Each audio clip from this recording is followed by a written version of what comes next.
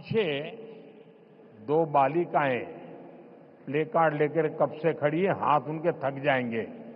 मैं सिक्योरिटी के लोगों से कहूंगा कि वो लेकर के, शायद मेरे लिए लेके आई हैं, वो लेकर के मुझे दे दीजिए और आपका जो कुछ भी मैसेज होगा मैं उसको बड़ी गंभीरता से लूंगा। அங்கே கூட்டத்திலே ஒரு சிறுவன் கையிலே ஒரு பதாகையை ஏந்தி கொண்டிருக்கின்றான்.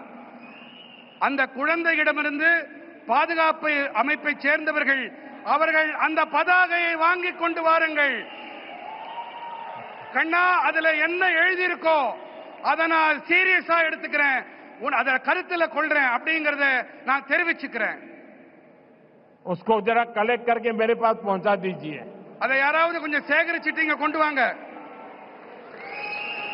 साथियों, थैंक यू बेटा, आप कब से हाथ ऊपर करके खड़े थे. साथियों,